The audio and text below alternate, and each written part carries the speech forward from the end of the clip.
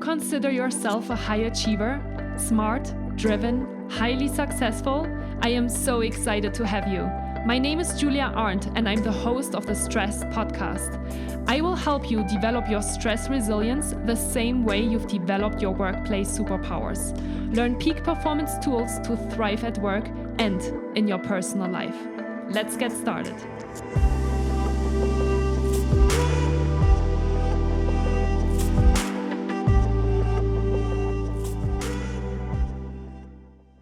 Hi, everyone, and welcome back to the Stress Podcast. I am really excited to welcome our next guest to the podcast, and it's Hope Pedraza. Hi, Hope. How are you today? I'm good. Thanks for having me, Julia. Yeah, it's my pleasure. I'm so excited to talk with you today about human design, but we're going to take one step at a time. And we're going to start at the very beginning, which are 3 simple questions that I like to ask my guests in order to just get into the swing of things and understand a little bit better where you currently are in a couple of different ways. So the 3 simple questions that I have for you: number 1, where are you located? Number 2, what time is it? And number 3, what have you been up to today before hopping on the podcast with us? I love this. So I am in San Antonio, Texas, in the United States. And right now it is 4:04 p.m. and the sun is out, and it's actually pretty nice and warm today. Very nice. Isn't Texas always really nice? Yeah, totally. Yeah. We had like a cold front, so it's 90 instead of 98, but you know. Wow. Okay. And then before this, gosh, today has been a super busy day.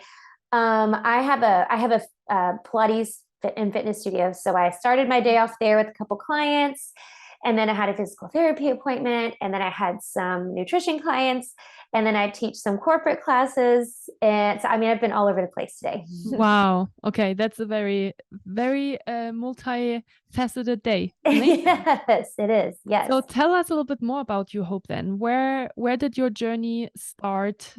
Where did it start? Where do you want to begin? Yeah. So my journey, I guess, started when I was a kid. I grew up dancing, and that kind of like led me into this world of movement, which led me into Pilates. Mm-hmm. And I danced for 20 something years of my life, and eventually found Pilates. And I opened my Pilates and fitness studio about 10 years ago. And I honestly never really saw myself as like a business owner. Like that wasn't really what I had planned in my head, like what I wanted to do for my life. I just know that I loved movement and I loved Pilates, and the opportunity presented itself. And so I took it. Mm-hmm. And with that, as I bought my studio, and as I've kind of grown and evolved with my studio, I've also grown and evolved in how I approach wellness and kind of my take on wellness. And so that kind of led me into the world of nutrition as well. Mm-hmm. So I started out as just like a basic health coach. I took like an online training because I saw the need within my studio of just ladies. Men come into my studio too, but it's mostly ladies. And, I'd listen to them talk to each other about doing this diet and that diet and whatever. And I'm like, no, like this is not, you're doing it wrong. This is not how you do things. And so I wanted to provide just like this level of support for the ladies coming into my studio so they could find like valuable information on like what wellness really looks like and what nutrition really looks like, and things that are sustainable for sustainable health and not just fads and that kind of thing. And as that grew and evolved, I realized that my initial approach to nutrition, which was kind of like what you teach people to eat healthy things, and then you're either talking about macros or calories or whatever. But I realized that like your health goes so much deeper than that. And the ladies that I was working with had these chronic things going on, like hormonal issues and thyroid issues and this weight issues that were more than just like tracking calories.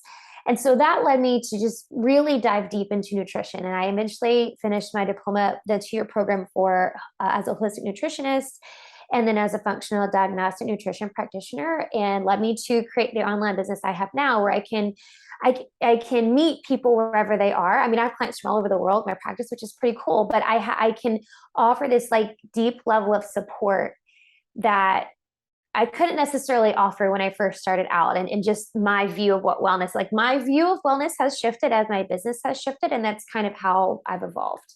Mm-hmm.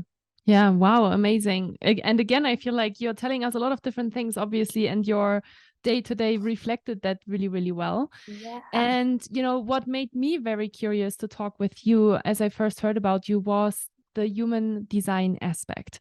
And it is something that I've never talked on my podcast before. So I would love it if you could maybe just give us a little bit of an intro into what human design is. Yeah, I love this. This is one of my favorite things. I discovered human design a few years ago, and I was in a program that I worked with this spiritual coach, and she just kind of touched the surface. And I did like my human design chart and all that, and I had never felt so seen and like validated when I was reading my chart, where I'm like, holy cow, like this is like everybody needs to learn this. So I love being able to incorporate it. But so for those who don't know what human design is, it's basically incorporates kind of these ancient wisdom of like astrology and the Kabbalah of life and the chakra system, but then includes these kind of modern day things like neuroscience and quantum mechanics and quantum physics. And it puts it all together into what's called a body graph, which is your human design chart, if you will. And it really is, it's the energetic blueprint of your soul. And it gives you this kind of visual of really how truly individual and unique all of us are. And that's what I love so much about it.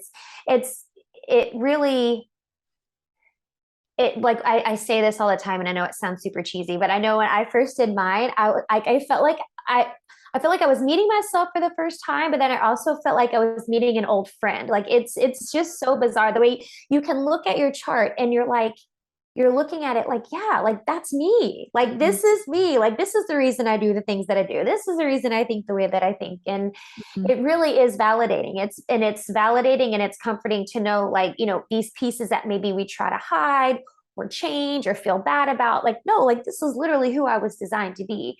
And that's kind of the piece that I love to bring into my coaching with my nutrition clients, because, when you're looking at wellness through the lens of human design, we spend a lot of, I would say, a really excessive amount of energy being something or trying to be someone who we are not created to be. And when we live in that way, we kind of put this facade up, or we live by the shoulds, right? What we should be doing, what I should be doing here, what I should be doing there. And we're going against our energetic design, how we were designed to be and who we were designed to be. We spend this excessive amount of energy and we start to meet resistance, right? We're wondering, like, why is this so hard? Why do I keep hitting a wall here? Why is this so hard? Why can't I get past this one thing in my business? Why do I keep hitting the wall? And when we start to spend that excessive amount of energy, we start to feel things like burnout and exhaustion. Our immune system starts to weaken, and all these things physically start to manifest because we're spending all of this excessive amount of energy going against our design. And so when you're able to learn who you were designed to be, how you were designed, how you were designed to make decisions, how you were designed to move and feel and interact with other people, like this is when you start to feel like this flow in your life, and you start to kind of, the resistance kind of starts to disappear because we're really living according to who we were designed to be. Yeah. Wow. So cool. And it totally resonates with me as well, because I'm just listening and I'm like, yeah, I'm sure that there's a lot of people listening to this right now and they're thinking, yep, that's kind of how I've been feeling. So in human design, we differentiate between three main profiles or categories. There's types. Yeah. So types. There's 5 different types. Yes. There's 5 main types. And if you want, I can go through. I would love that. Yes. Yeah. I can go through those 5. And so I will say this, if you're listening, I would highly recommend you going, and if you don't have your chart, to get your chart. I typically recommend just going to myhumandesign.com. I feel like she has the best, easiest explanation, because some of them can get real complicated, but I feel like hers is really easy to read. So get your chart and you can kind of follow along, and it'll say your type. People as well what they need in order to get the chart? Which is also important. You're going to need the time, the place, the time and place of your birth, and your birthday, obviously. So the time, date, and place of your birth. And you'll just type that in. If you don't know your exact time, don't guess, because that changes things. So find your birth certificate, call your mom. I know a lot of my clients do that. They're like, let me ask my mom. So get the exact time. So once you have that, you can look, and on your chart, you'll see, and it should be somewhere at the top that says your type. So I'll kind of go through the types, just kind of the gist of these, and kind of like some like wellness strategies for each type. So I'll start with generators. So generators are the doers. They have a lot of energy. They are here to like make things happen. And because they have so much energy, they are meant to go and go and go until exhaustion. And so like my generators, in terms of like sleep and like energetic needs, really, it's like, I usually liken it to like a puppy. Like you have to let the puppy run around outside, get all its energy out so it sleeps at night. It's like the same thing. So if I talk to my generators, and, now granted, there's a lot of things that contribute to sleep, but if they're having trouble falling asleep, they're waking up like thinking about things. Well, did you get enough physical activity during the day? Did you get everything that was going on in your head out of your head before you went to sleep? Like you really have to get it all out. You're meant to go until exhaustion, and then you hit the pillow. They are also meant to really do like what brings them pleasure and joy and satisfaction, and what brings them that joy in the moment. And that's a good indication. You have a good indication when you are out of alignment, when you're going against your design, when you're just not excited about it anymore. That's a good, like something needs to shift when that happens. Like that's a good, especially if like you're someone who runs a business, there's parts of your business where you're like, this is just not exciting to me anymore. Like either maybe it's time to make a change, or maybe it's time to hire somebody to do those things for you so that you can really do the things that light you up, because that's where it's going to thrive. So when generators feel kind of like stuck, kind of dragging, kind of like, the way to instantly change their state is to move their body, because they have this energy that needs to constantly be flowing. Get up, move your body, dance around, walk around, go for a walk around the block, like whatever you need to do to move around, and that gets the energy going. So next we'll go to manifestors. Manifestors are a pretty small percentage of the population, and they're pretty unique. So while generators are like the doers, the manifestors are like the visionaries. So they like have the ideas, and then the generators do the idea. So manifestors, because they're the visionary, they're very independent. They see things really different, and they have really changing energetic needs. So whereas, generators have this high energy all the time, they always seem to be getting things done and doing things and have all these things they need to do. Manifestors their energetic needs kind of move in waves. They kind of go through phases. And it's really important to understand that there's like a big intuitive piece when it comes to implementing your human design and understanding like kind of how you're feeling and where you are in the moment. Because if you're in this like action phase as a manifestor, you're like getting things done, you're creating the vision, your energetic needs, like your caloric needs and your like fitness needs are going to be a little bit different, because maybe you need more high calorie foods to really sustain that energy. Maybe you need to be doing more like high intensity workouts to get the energy out. But then you'll go through these phases that are more like resting phases, where you've done the thing and now your body's kind of like stepping back, like, okay, I need to take a rest. And then you kind of have to shift your energetic needs from there. Maybe you eat more cooling, more light foods. Maybe you do more lower intensity exercise like walking or yoga, something that's not as intense.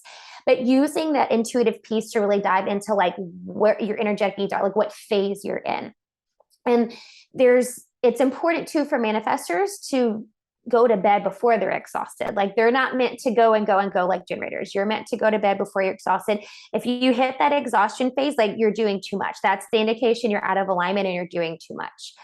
And then let's see, next is manifesting generators. And I'm a manifesting generator, so I can speak from love experience with manifesting generators. So it's kind of a mix between the two that I just talked about, but they're more generator than they are manifestor. But manifesting generators are unique in the fact that they are here to do it all. Like they are multi-passionate, they're multifaceted, they can multitask like nobody's business. And this was something for me, like I always felt like I needed to apologize for, or I needed to like stop myself. Like, no, you're doing too much. Like you can't do all these things. Like, cause I have so many things I'm passionate about. Like I want to do this business and this and this. And I always felt like I needed to like slow my roll. Like, no, like dial it back, like just pick one.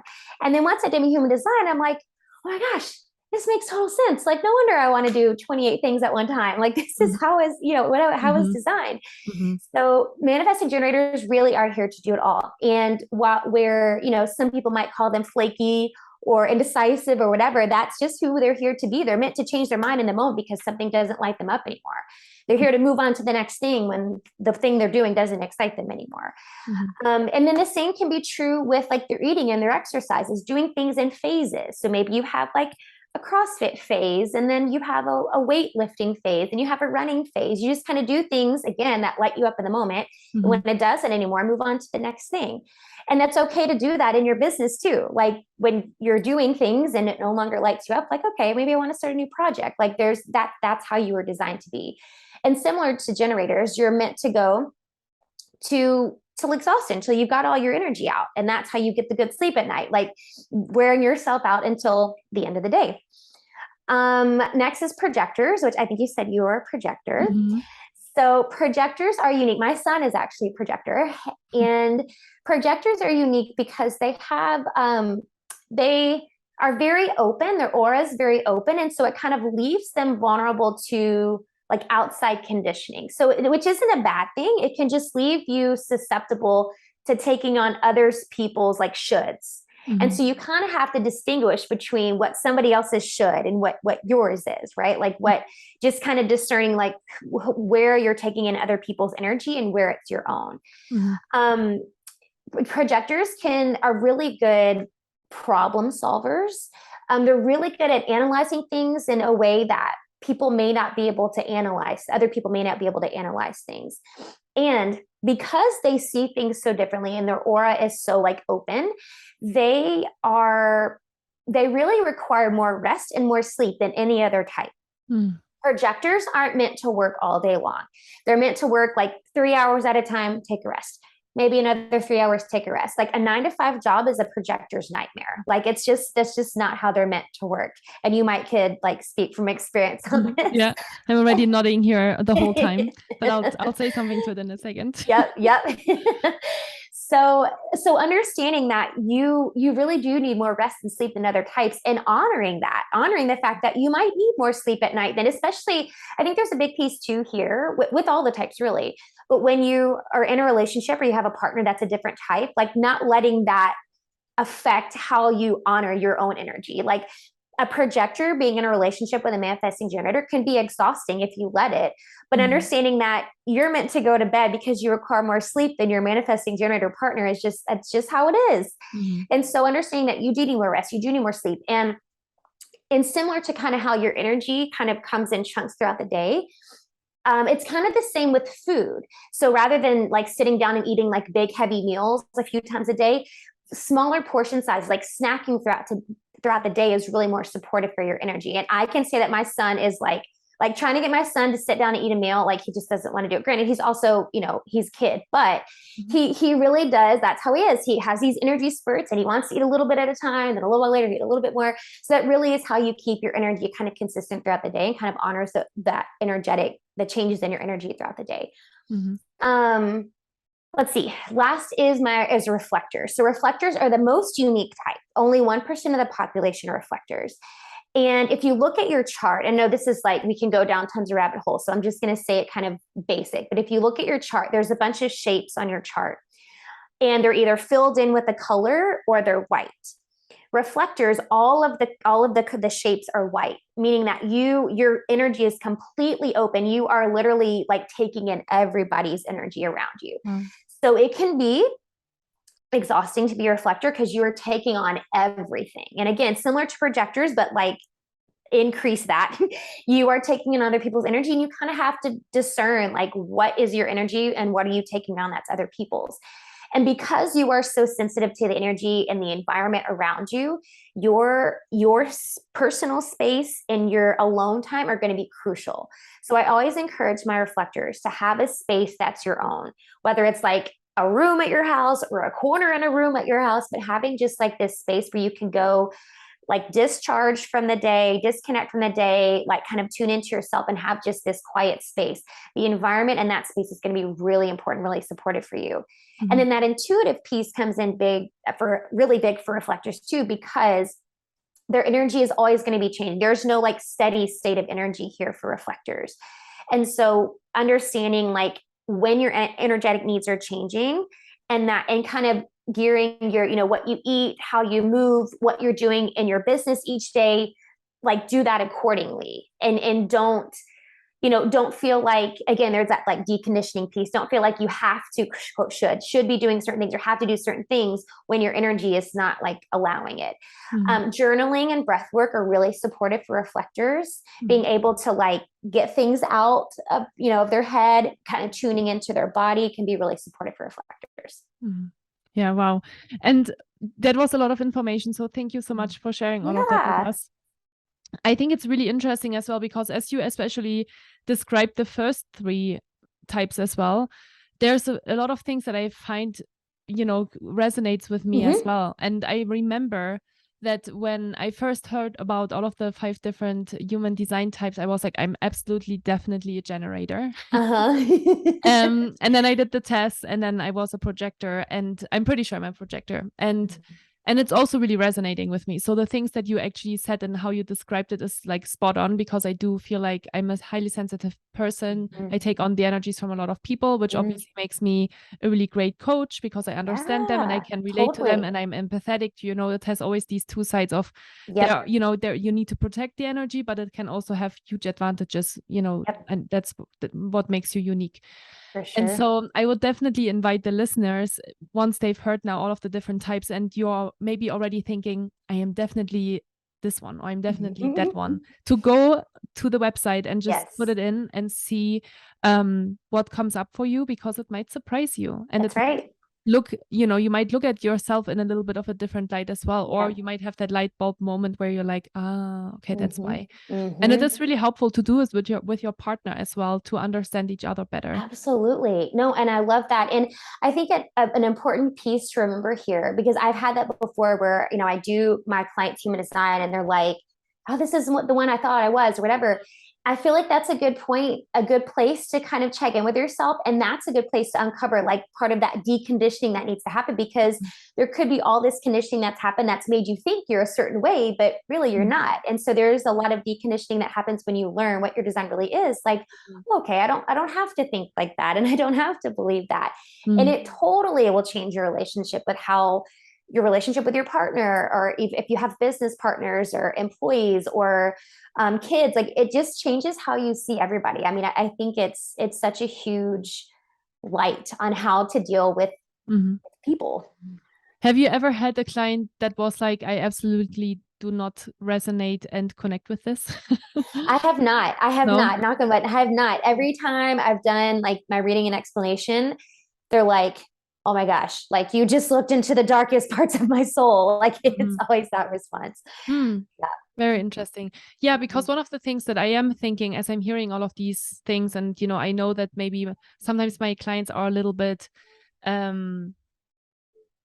skeptical is the right word that I was looking for. Yeah. They might be like, wow, well, how does like just inputting my name and my date and my birthplace and my time going to 100%, there's so many millions and billions of people in the world. Right. How is that going to be relevant? Yeah. No, and it's a great question. And I can tell you because there are so many. So like when you look at your chart, and especially if you go to other sites, like again, myhumandesign.com is pretty simple and it's pretty easy to read, but there's some other very like much more complex sites. You can go so deep into human design, like it's crazy how deep it's science. It really is. It really is. And so because it's incorporating astrology and the Kabbalah tree of life and the chakra system, like there's so many facets to it. And it's all of those combined. It's like, where the planets are, but then where there's like gates and there's so much going on in the chart that it really does. It's all about energy. And again, you can go if you want to read, if you get like the actual human design book that was like written by the actual creator of human design. And it was one of those things that was like channeled. If you want to know where it came from, it was something that was channeled through a man there's a book about it that you can read, but it really explains kind of like how this energy all works and then how it affects like, how we live and how we interact with people and that kind of thing. But yeah, it really is a science. So yeah. Interesting. Yeah. And so how did you connect learning about the human design with the nutritional consultations and coaching that you do?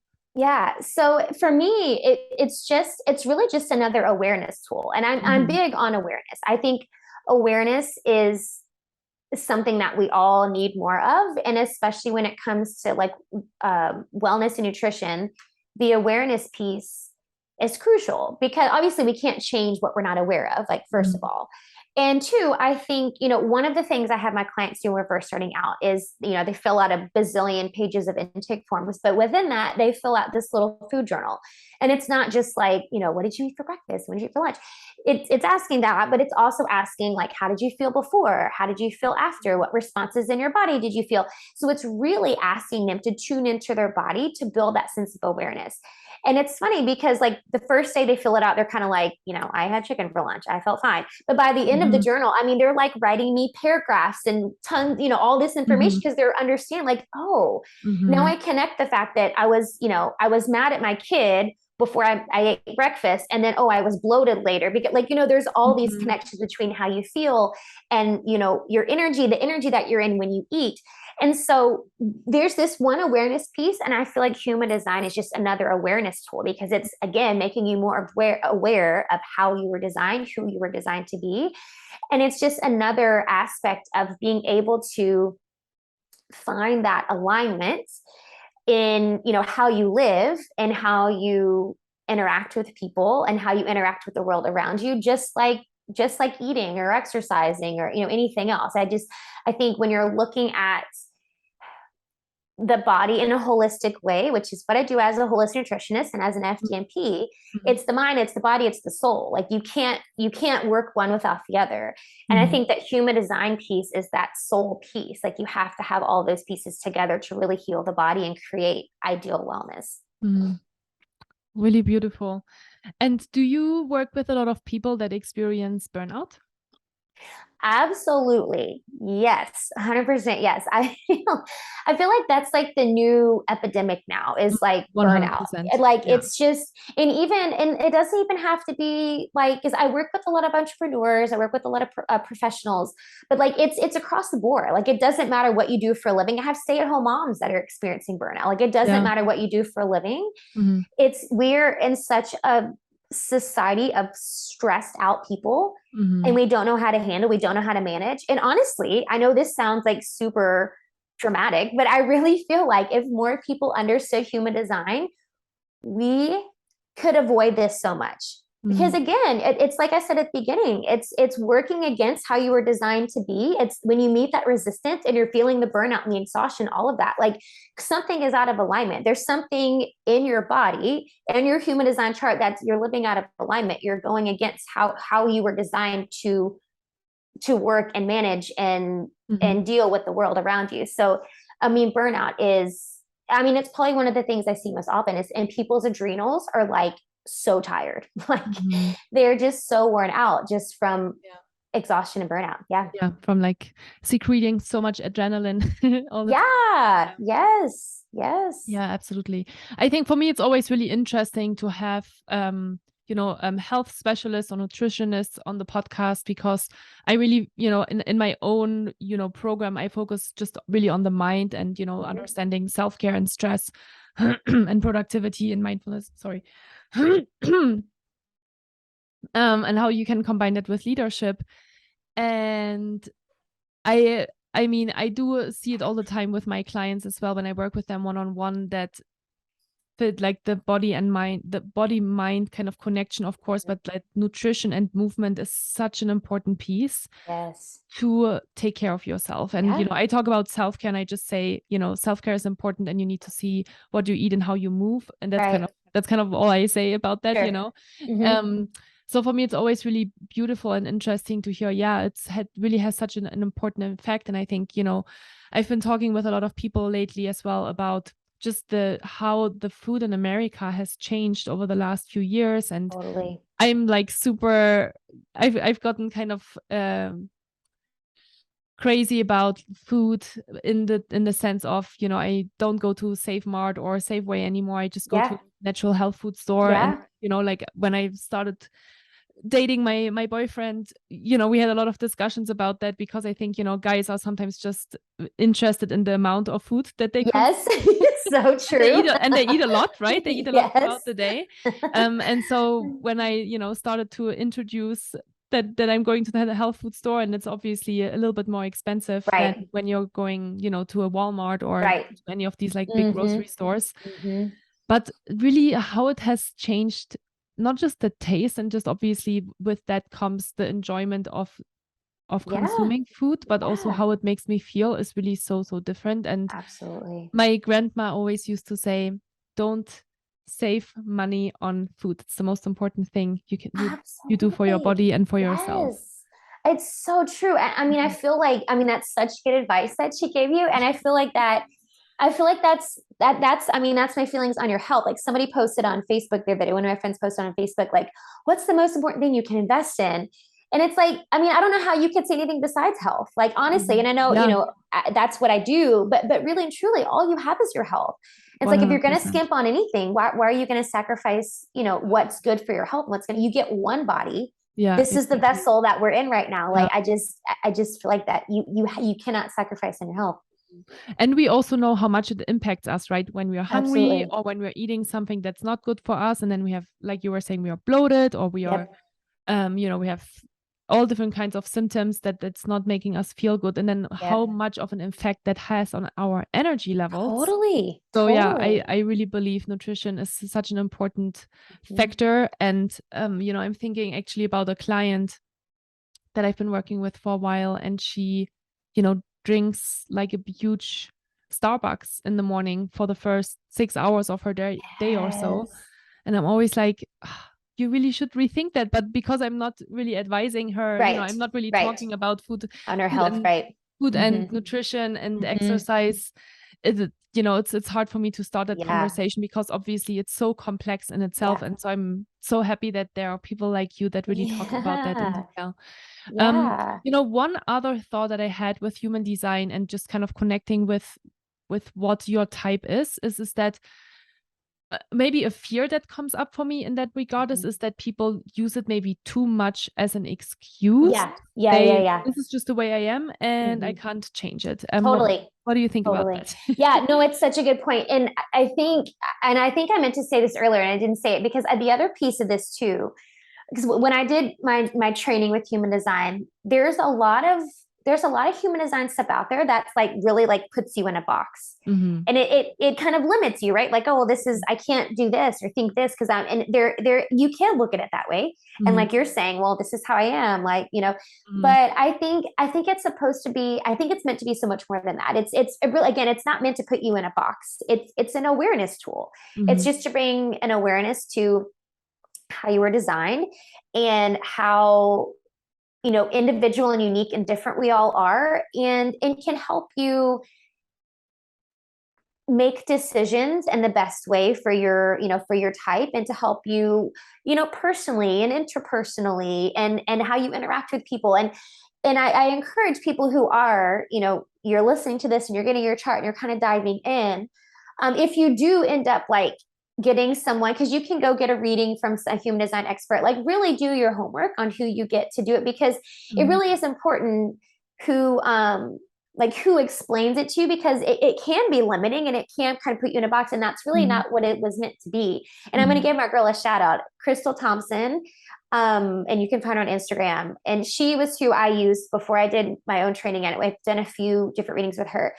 She's like an old soul. Like, I swear, I don't know how, she is such an old soul, that the way she explains things, and she can go so deep into, it's incredible, really. But to have somebody explain it to you in a way that's really expansive and like opens your mind to like, I'm capable of all these things I didn't think I was capable of because I thought I was supposed to be this way. Like that's how we should be using it, not to put us into a box and limit us because this is how I am.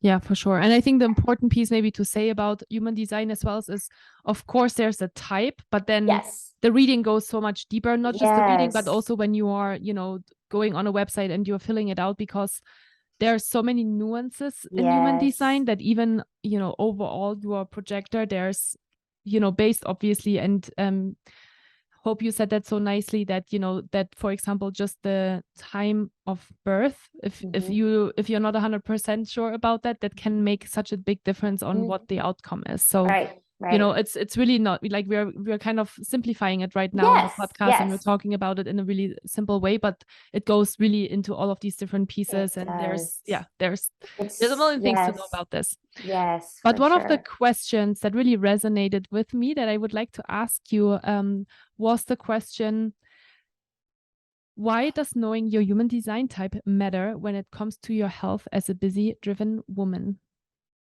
That's a good question. I think it goes back to, kind of what I was saying at the beginning when we were talking about like kind of looking at human design through the lens of, or looking at wellness through the lens of human design. But again, it's an awareness tool to understand how you work, how you operate, how you think, how you make decisions. And I think so when you look at your human design chart, I did an interview one time, and she asked me, like, what do you think is the most important piece of a human design chart? And I thought that was such a good question, because it was hard. And I thought about it for a second. I'm like, this is a hard question, but I'm like, really, I think it's not. Because if you look at your human design chart, and there's what you'll see, it says strategy.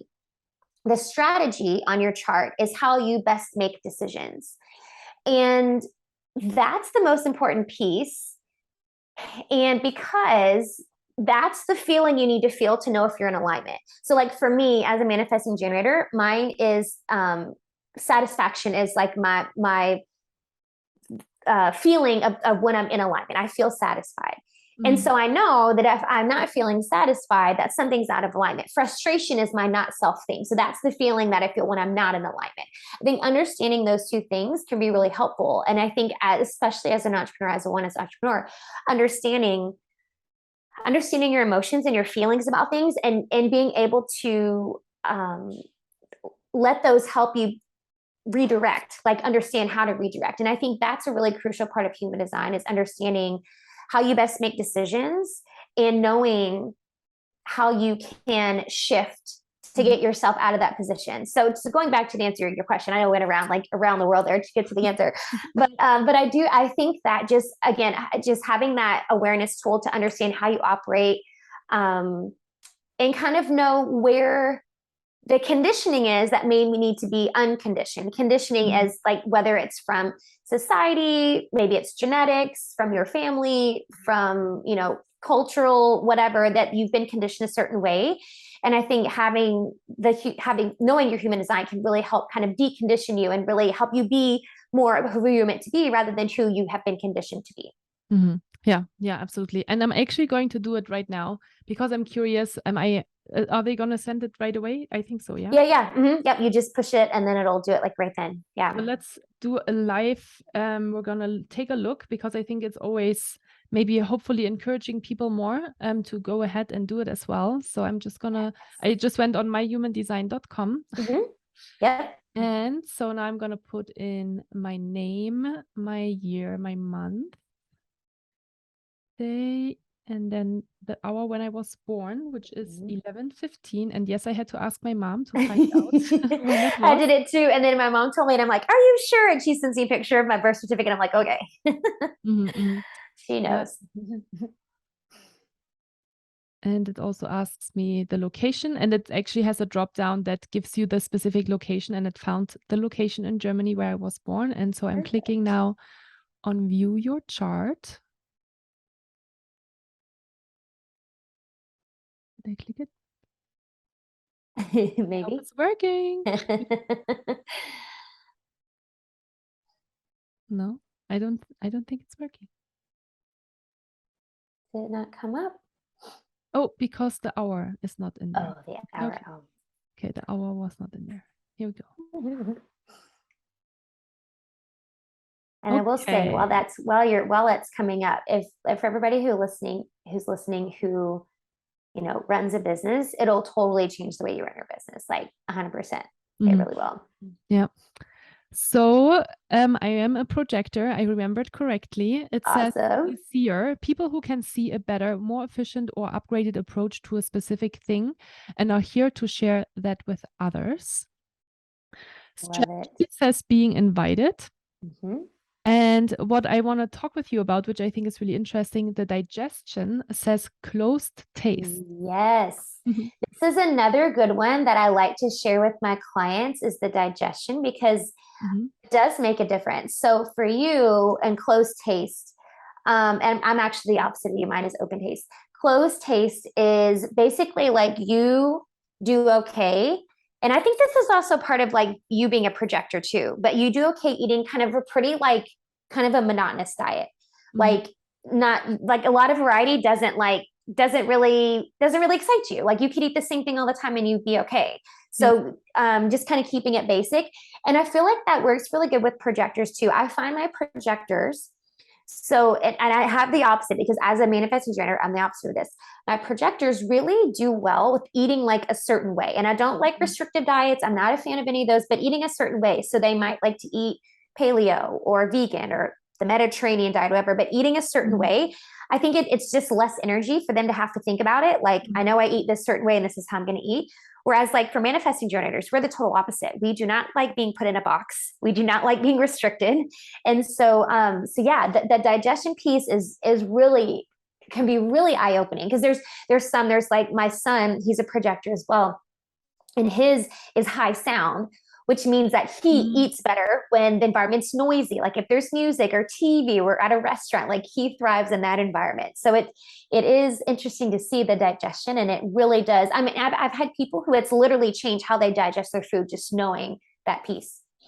Yeah, no, for sure. And I do relate to this, because I do eat very similar foods, and I feel like I'm going through phases. Yeah. I feel like probably like seasonally a little bit, where I'm like, okay, I'm eating, like a bowl of oats and chia seeds with cinnamon and fruit every morning. And I do this for 6 months. And then, 6 months later, I'm like, oh my God, I cannot see the bowl of fruit. And chia seeds and oats anymore. And then I eat maybe, eggs on toast every morning. And then I do that again, like you were saying, I'll do that probably for 6 months. And then and you know what's funny is the closed taste, typically that's what it is. It's like kind of varying it seasonally. Like that's exactly what closed taste is. So it's just kind of eating kind of seasonal, kind of like how your ancestors would have eaten, like you eat what's in season, and it's pretty, so that's like 100% spot on. So very cool.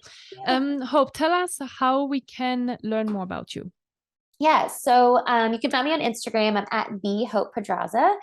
And then I also have a free Facebook group. It's called Live Wholesome and Healthy. And it's just all things functional nutrition, a little bit of human design sprinkled in. And then I do have a podcast, Hopeful and Wholesome.